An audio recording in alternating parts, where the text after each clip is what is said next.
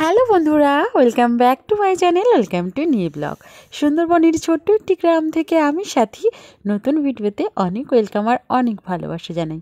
আশা করি তোমরা সকলেই ভালো আছো, সুস্থ আছো। যে যেখানেই থাকো অবশ্যই ভালো থেকো, সুস্থ থেকো। তো সে যাই হোক, সকাল সকাল দেখো সংসারের আবারও সমস্ত কাজবাজ ব্যস্ততম দিন নিয়ে চলে আসলাম। আর আজকের ব্লগের প্রথমেই তোমাদেরকে জানাই সকলকে হ্যাপি মকর সংক্রান্তি, মানে হ্যাপি নয়, শুভ মকর সংক্রান্তির অনেক অনেক শুভেচ্ছা। তো সংক্রান্তি ওই যে দুদিন ধরেই চলে আমাদের, তো গতকালকে হয়েছে, তোমাদের তো ব্লগে দেখালাম। পিঠে পুলি থেকে শুরু করে ঘরে পুজো থেকে শুরু করে সবটাই হয়ে গিয়েছে। আর আজকে হচ্ছে পিঠে খাওয়ার দিন, মানে গতকাল রাতে পিঠে ভেজে উঠেছিলাম প্রায় ওই যে তোমাদের তো বলেইছিলাম 1:45 বেজে গিয়েছিল। আর হচ্ছে তারপরে সকালবেলা উঠেই দেখো, আজকে না সকালবেলা একটু লেট করে উঠেছি। কেন বলো তো, প্রচণ্ড প্রচণ্ড প্রচণ্ডভাবে কষ্ট হয়ে গিয়েছিল আগের দিন রাতে। ওই যে একটানা বসে পিঠে করা না, একদম মাজা থেকে শিরদাঁড়া থেকে শুরু করে সবটাই প্রচণ্ড ব্যথা হয়ে গিয়েছিল। তো তোমাদের দাদাভাই আমার শাশুড়িমা বলেইছিল যে উঠতে হবে না একদম সকাল সকাল, অনেক রাত জেগে যায়, যেহেতু এইগুলো করেছো তো কষ্ট তো হয়েছে, একটু দেরি করেই উঠবে। তো ওই কারণে প্রায় ঘুম থেকে উঠতে উঠতে ওই 7:30 মতন বেজে গিয়েছিল। আর তারপরেই দেখো ঘরদোর ভালো করে ঝাঁটপাট দিয়ে গুছিয়ে নিচ্ছি। আমি ঘুম থেকে উঠিনি বলে আমাদের ঘরের কেউই কিন্তু ওঠেনি, মানে শ্বশুরমশাই শুধু উঠে ফ্রেশ হয়ে দোকানে চলে গিয়েছে, আর আমাদের আবির মানে আমার ভাসুরের ছেলে চলে গিয়েছে পড়তে, আর মাও সেইভাবে ওঠেনি, আমি তোমাদের দাদাভাই কেউই উঠিনি। উঠতে উঠতে সকলেরই সেই 7:30 বেজে গেল। তারপরে উঠেই দেখো সমস্ত কাজবাজ করছি।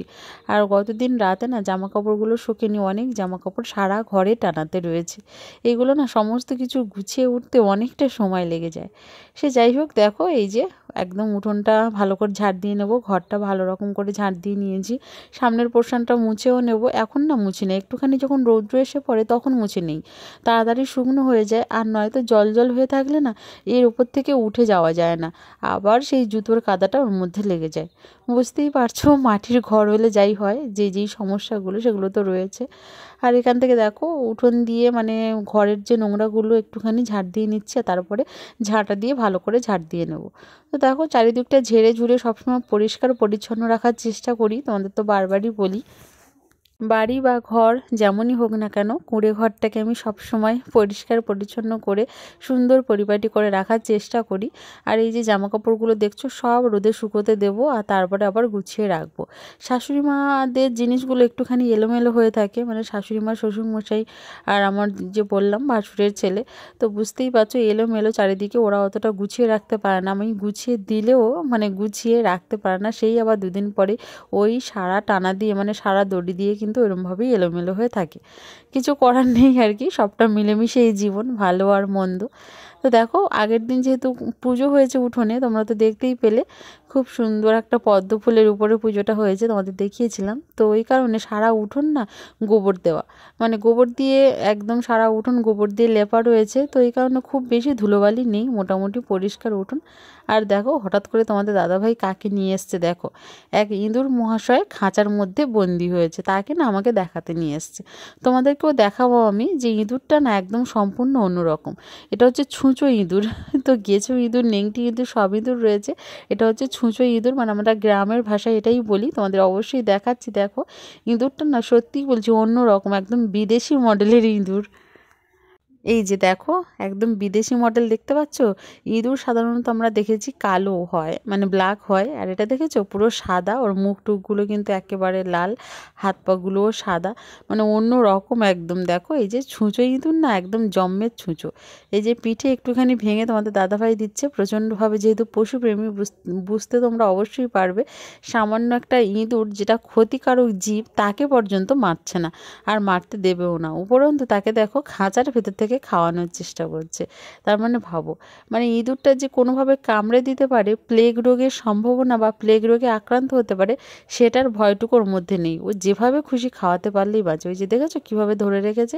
আর ইঁদুরটা দেখো একদম অল্প অল্প করে, মানে মৃত্যুর ভয় পর্যন্ত নেই ইঁদুরটার, যে খাঁচার মধ্যে পড়েছি খাবো না, কিন্তু তবু দেখো খাওয়া আর শেষ করছে না, একদম খেয়েই যাচ্ছে।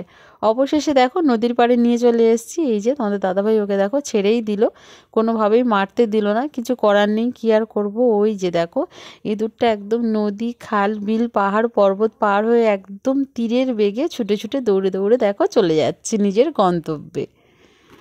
আর দেখো এই যে সকালবেলায় নদীর পাড়টা এসছি না, বেশ ভালো লাগছে। সাধারণত আমি কিন্তু আসি না, সকালবেলা কি দুপুরবেলা কি বিকেলবেলা কি একেবারেই নদীর পাড়ে আসা হয় না। সারাক্ষণ ঘরের মধ্যেই থাকি, ঘরের কাজবাজ করতেই সময় চলে যায়।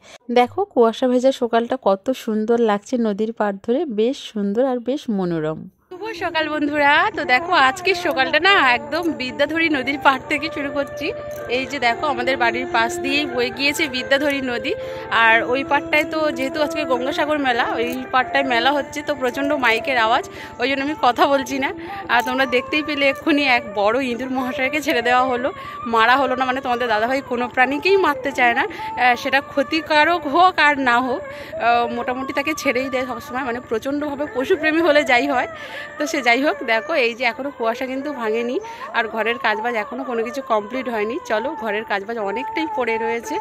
আর আজকে রান্নাবান্না যেহেতু কিছুই নেই, আমি বেশি এখানে কথা বলছি না, কারণ কথাটা অত ভালো শুনতেও পারবে না তোমরা, কারণ মাইকের আওয়াজ রয়েছে, তো ওই কারণে। তো চলো বাড়ি যাই, বাড়ি গিয়ে পরে কথা হচ্ছে, আগে কাজবাজগুলো ঝটফট করে কমপ্লিট করে নিই। কাজবাজ কিছুই নেই, ওই যে বাসনগুলো মাজবো আর ঘর উঠোন তো ভালো করে ঝাড় দিয়ে নিলাম, ব্রাশটাও কমপ্লিট করে নেবো। আর আজকে রান্না তো নেই, কেন রান্না নেই অবশ্যই আমি পরে বলছি তোমাদেরকে। তারপরে দেখো সমস্ত কাজবাজ কমপ্লিট করে চলে আসলাম এই দিকটায়। এই যে চলে এসেই আগে শাশুড়ি মা বললো যে পিঠেগুলো দিয়ে আসবো। তো পিঠে দেখো এখন ডিস্ট্রিবিউট হবে, মানে প্রত্যেকের বাড়ি বাড়ি যাবে, যত রিলেটিভ রয়েছে, যত রিলেটিভ নয়, আমার যাদের বাড়ি, আমার মানে দুই যাদের বাড়ি, দুই যা বলতে একটা জ্যাঠতো খুড়তো আর একটা কিন্তু আমার নিজের। হ্যাঁ, তো ওই যে আবির বলি যে আমার ভাসুরের ছেলে, তো ওদের বাড়িতে পাঠানো হচ্ছে। তো দেখো এখানে দু রকমের পিঠে বানিয়েছিলাম, তোমরা গত ব্লগে দেখেইছো নিশ্চয়ই। আর পিঠে দেখবে বাসি করে খেতে কিন্তু বেশ ভালো লাগে, মানে পরের দিন খেতে, বিশেষ করে যেদিন বানানো হয় গরম গরম পিঠে অতটাও ভালো লাগে না, পিঠেটা বাসি হলে বেশ ভালো লাগে খেতে। আর এই যে দেখো প্রায় এক ধামা মতন পিঠে হয়েছিল, তোমরা তো দেখলেই এক ধামা পিঠের। ওই যে আমরা খেয়েছিলাম টুকটাক, তোমাদের দাদাভাই খেয়েছিল, আমার শ্বশুরমশাই, আমরাও রাতে টুকটাক দুই একটা করে খেয়েছিলাম, তারপরে এতটা রয়েছে। তো দেখো একজনের বাড়ির জন্য পুরো রেডি হয়ে গিয়েছে, এবার আর একজনের জন্য দিচ্ছি, মানে এটা আমার যাদের বাড়ির জন্য দিচ্ছি। এখানে পাটিসাপটা দিয়ে দিয়েছি 6 পিস। আর এখানে দেখো এবারে তেলে পিঠেগুলো দেবো। তেলের পিঠে অনেকে বলে গুড় পিঠে, অনেকে বলে মালপোয়া, তো যে যাই বলুক না কেন এই পিঠেগুলো কিন্তু বেশ সুন্দর লাগে খেতে। তো দেখো অনেকটা বানানো হয়েছিল, যেহেতু দেখলে তোমরা গত ব্লগে কতগুলো। ও দেখো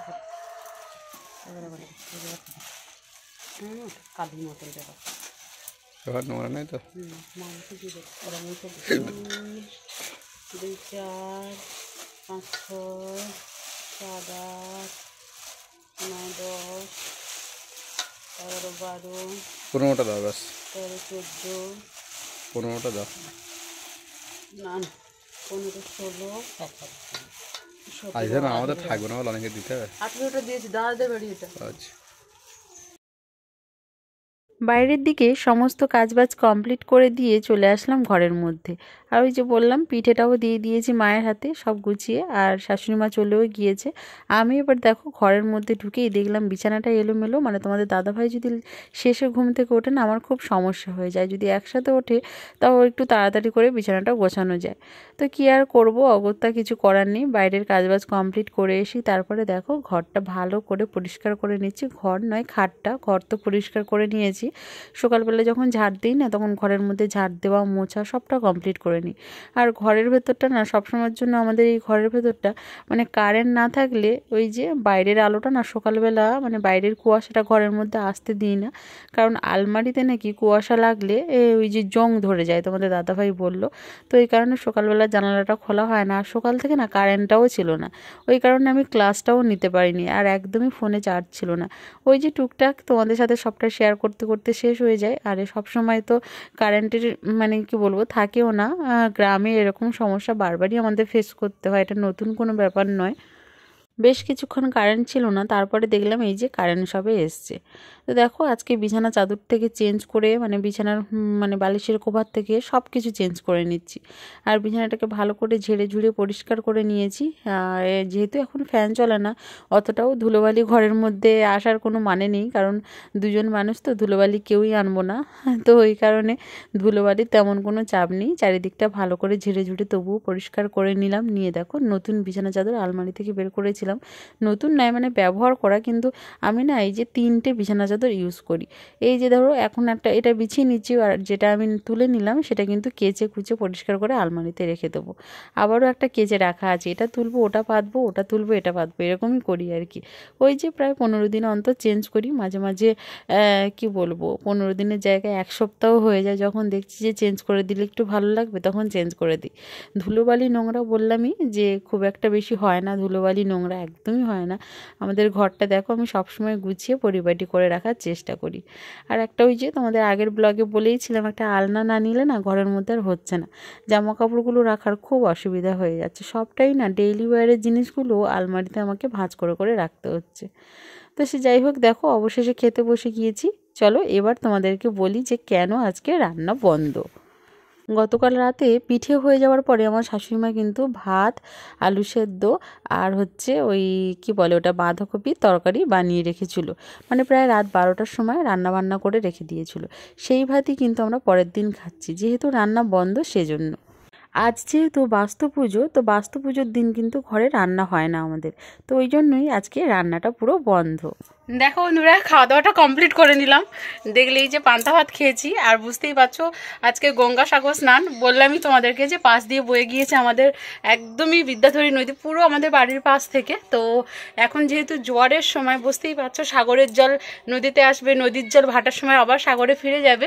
তো এই কারণে এই জোয়ারের সময় সকলে মিলে কিন্তু স্নান করতে যাওয়া হচ্ছে, মানে নদীতে স্নান। এটা হচ্ছে মানে কি বলবো ঘরোয়া গঙ্গা স্নান, যেটা হচ্ছে ঘরে বসেই করে নিতে পারি আমরা। আর তীর্থস্থানে গেলে তো সেটা তো কথাই নেই, সেটা তো আরও ভালো হয়। তো সে যাই হোক, চলো এখানে কুচে কাঁচা সবাই মিলে যাওয়া হচ্ছে নদীতে, সবটাই তোমাদের সাথে শেয়ার করবো, দেখতে থাকো, বেশ মজা হবে, বেশ আনন্দ হবে।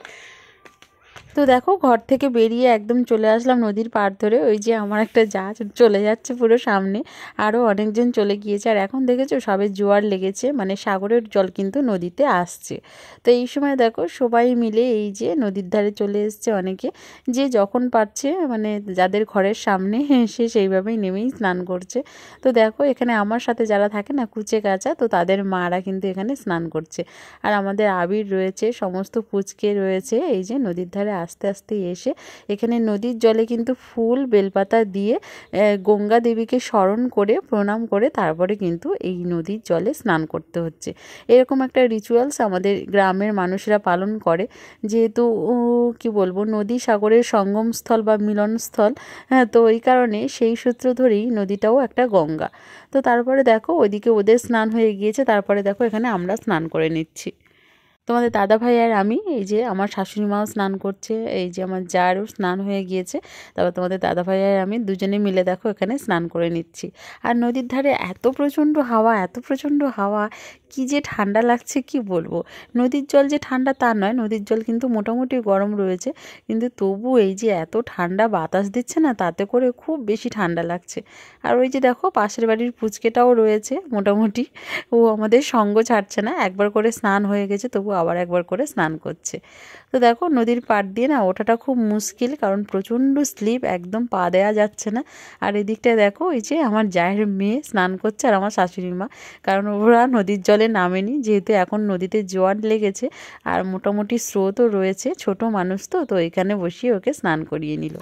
দেখো বন্ধুরা আমাদের স্নান করা কমপ্লিট ফাইনালি। প্রচণ্ড ঠান্ডা লাগছে একদম, নদীর ধারে প্রচুর হাওয়া। তো চলো পরে গিয়ে কথা হচ্ছে আমার। স্নান সেরে প্রচণ্ডভাবে ঠান্ডা লেগে গিয়েছিল, কিছুক্ষণ না ঘরে একদম তেল টেল মেখে বসেছিলাম ঠান্ডাটা একটু কমতেই। তারপরে দেখো ঠাকুর পুজো দিয়ে নেবো। শাশুড়ি মা তো ভেজা গায়ে, একে মানে ছোট ছোট বাচ্চা যেহেতু আমার জায়ের ছেলে মেয়েরা ওরা এসছে আজকে, তো ওদেরকে দেখো ধুয়ে মুছে পরিষ্কার করে দিচ্ছে। তো আমি ভাবলাম তার ফাঁকে আমি পুজোটা দিয়ে নিই, তাহলে শাশুড়ি মার কাজটা একটু কম হয়ে যাবে। তো দেখো গাছ থেকে ফুল পেড়ে নিচ্ছি, আর এই সময় না একেবারেই গাছে ফুল পাওয়া যায় না। শীতের একদম মানে সিজন চলছে, শীতের সিজনে না গাছে ফুলের পরিমাণ মানে ফুলটা যেমন ছোটও হয়ে যায় তেমনি কমও হয়ে যায়। তো দেখো ওই দিকটা বাসন টাসন ধুয়ে নিয়েছি, ফুল তুলে নিয়ে এসেছি। তারপরে দেখো মন্দিরটা ভালো করে ধুয়ে মুছে পরিষ্কার করে নিচ্ছি, নিয়ে মন্দিরে ফুল জল দেবো আর ধূপ দিয়ে দেবো। ব্যাস, মন্দিরে পুজো দেওয়া কমপ্লিট হয়ে গেলে ঘরেও পুজো দিয়ে নেবো। চলো আজকে সারাদিনটা এভাবেই কাটলো, আর আজকের ভিডিওটা আমি এখানেই শেষ করছি। ভিডিওটা আর বাড়াচ্ছি না, কারণ আজকের ভিডিও অনেক বড় হয়ে গিয়েছে এমনিতে, আর তার উপরে না প্রচণ্ড ঠান্ডা লেগে গিয়েছে, কখন আবার তোমাদের সামনে এসে কথা বলতে পারবো, তাই ভাবলাম ভিডিওটা আমি এখানেই শেষ করে দিই। আজকের ভিডিওটা কেমন লাগলো অবশ্যই কিন্তু কমেন্টে জানাতে ভুলবে না। যারা প্রথমবার আমার চ্যানেলে ভিজিট করেছো তারা অবশ্যই চ্যানেলটাকে কিন্তু সাবস্ক্রাইব করে রেখো, এরকম সুন্দর সুন্দর ব্লগ ভিডিও আমার থেকে অবশ্যই পাবে। তোমাদের প্রত্যেকের কমেন্ট কিন্তু আমি ধরে ধরে রিপ্লাই করি, তা তোমরা অবশ্যই কমেন্ট করতে ভুলো না। কমেন্ট তোমরা সকলেই করো। সকলে ভালো থেকো, সুস্থ থেকো, দেখা হচ্ছে পরবর্তী ভিডিওতে। বাই।